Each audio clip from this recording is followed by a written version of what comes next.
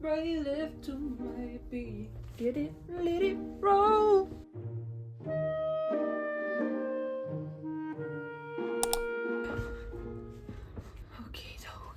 Hi guys, it's Molly. Welcome back to the channel. As you can probably guess by the title, we're going to be doing the booktube newbie tag today. I'm completely new to making booktube content, so I thought it'd be nice to let you guys know a bit more about me, what I want for this channel, and my reading habits. So let's get started. Question 1, why did I start this channel? I mean, I've been an active booktube viewer for years, and I currently have a bookstagram that I've had for over a year that I share my book opinions and recommendations on, and also as a way to motivate myself to read more. So I think this is kind of just an extension of that. I just thought I'd try it out for fun, see how I find it, see how it goes, and if I would like to continue it. But yeah, I think the main reason I made this channel was to share my opinions, motivate myself to read more, and just to meet like-minded people. Question 2, what are some fun and unique things I can bring to booktube? Me? Is that an answer? No, but I'm not too sure about this question because I don't really see myself as being fun, well, not fun, as unique. You know, I see myself as a very normal person. Maybe it'd be fun to see how I react in my videos, maybe how I talk, because sometimes I go into these really excitable rants where I'm stuttering and stammering, I'm talking too fast for people to follow, and I make a lot of gestures and weird faces to express my point. So I think that might be fun for people, but I don't know how unique that is. I'd also probably bring up memes relating to what I'm talking about, as well as singing really badly and randomly. Random words or phrases just like instantly make me think of a song and I will have to sing it. So prepare your eardrums for that, I'd say. But I wouldn't say any of those things are particularly unique, but might add a bit of fun to the videos. Question 3, what am I most excited about this new channel? Like I said before, I'm excited about motivating myself to read more, but also to get back into my hobbies and be more productive with my time, and I think this channel will really help with that. I really think having this channel will make me do more in general rather than just sitting in bed or sitting on my computer.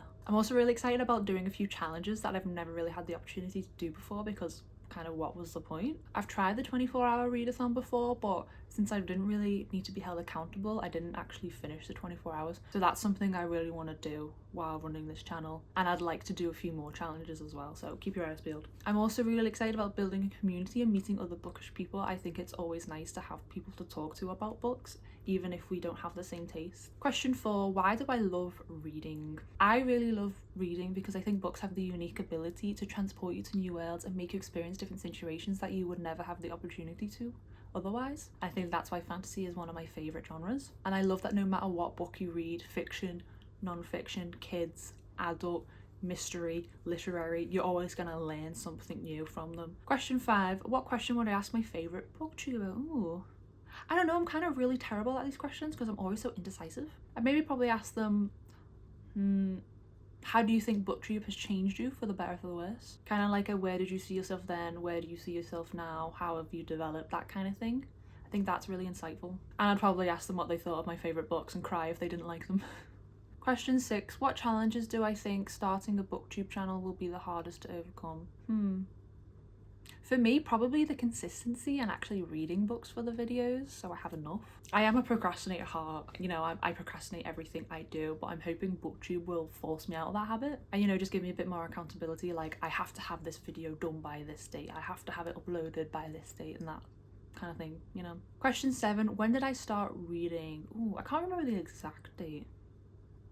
I don't think anyone really does, but I think very young. I've been reading for as long as I can remember, really. You know, I've always read picture books and like early readers books, but I think the first proper book I read was actually The Secret Garden or The Little Princess by Frances Hodges Burnett.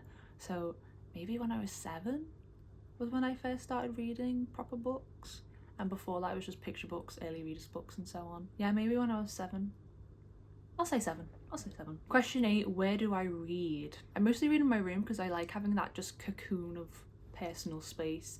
You know, I can play music in the background and I can play a TV show in the background if I want, or I can just have utter silence if I want. And I mainly read either in my bed or at my desk. So when I'm in my bed, it's typically because I don't want any noise while I'm reading, or I'm going to sleep, so I'm just reading a little bit before bed.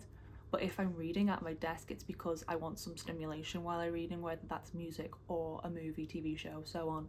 Sometimes I even game while I'm reading. You know, like I'll play Sims or something like that where I don't really have to be engaged in the game to play it. And I will occasionally read in the living room, but not often because it's a bit too distracting for me, I think.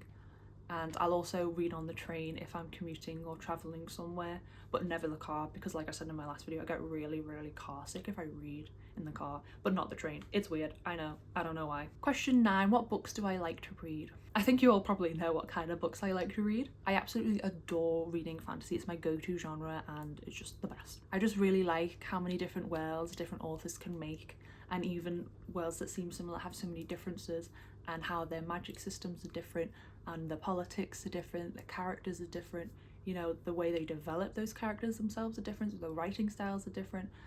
You know, you can either get some low-end fantasy, high-end fantasy, fantasy about fairies, vampires, mermaids, so on and so forth. You know, there's just a lot of variety, I feel, in fantasy, because you really can do anything because it's fantasy. It's not supposed to be grounded in reality. I also really like classics, a lot of gothic stuff, you know. I like literary books with a kind of weird vibe, you know, Sayaka Murata, Paradise Rot, if I don't know if you've read that book, I really like that. I also really like mysteries, cozy mysteries more so, I feel like I'm drawn to. I recently read Drive Your Plow Over the Bones of the Dead. I really love Thursday Murder Club by Richard Osman. So yeah, I think cozy mystery more so than anything, but also mysteries that aren't necessarily about crimes, that kind of thing, you know. And I also love horror because, again, fantasy, weird vibes, mysteries all in one, and also some classic horror. So I feel like my favorite genres all kind of like connect, like the ways I like them all kind of connect with each other. I feel like there's a Venn diagram connecting what I like about all these genres. I think that's the best way to describe it. I've also been getting into more translated fiction within those specific genres because I just really like the varying viewpoints of these authors from these different cultures. You know, it's really interesting how they write within these different genres compared to Western authors. And I really think that having books within a genre you like from a vast amount of different cultures is really beneficial. But yeah, those are the kinds of books I like to read. And question 10, what does my book collection look like? So I'll describe it first and then I'll do a little bookshelf tour. But basically my book collection is made up of those 5 different genres that I really love, and they're kind of spread out around my room. So I have the 40cm IKEA bookshelf because it was the only one I could fit in the spare space at the time. It's right next to my desk over there. So on that is all my paperback books, and my dad actually made me these wooden shelves to go on each shelf because it's so deep. You can like double stack the books, but you can't see the spines of the books at the back. So that shelf goes at the back to lift those books up so you can see the spine behind the books at the front. So on the top shelf I've got my favourite middle grade books, mostly fantasy, and then I've got YA fantasy, and then that second shelf is all adult fantasy, and then the next shelf is horror, paranormal, mysteries, and then in front of that we've got literary books, short stories and poetry, and then under that we get into the classics, modern classics, plays, and then under that we have my manga and graphic novel shelf. So I've got Haikyu, One Piece, Kaiju number 8 on there, and I've also got Heartstopper, as well as a few proofs because that's the only place I could fit them because they were quite large. And then the very bottom shelf is all my non-fiction books. And then I don't know if you can see, oh, that sun is looking really nice. Ooh.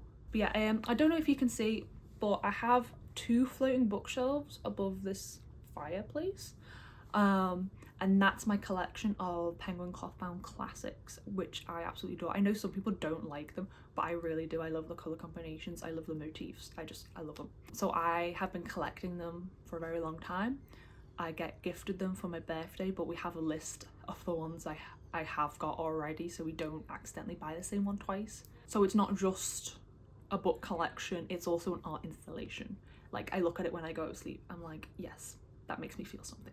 And then I've also, I think you can see that, I've got 2 floating bookshelves here next to my wardrobe above my radiator that have just my general hardbacks and other special editions because they can't fit on the normal shelf. I currently keep my monthly TBRs on the bottom of my nightstand because I've like really run out of room.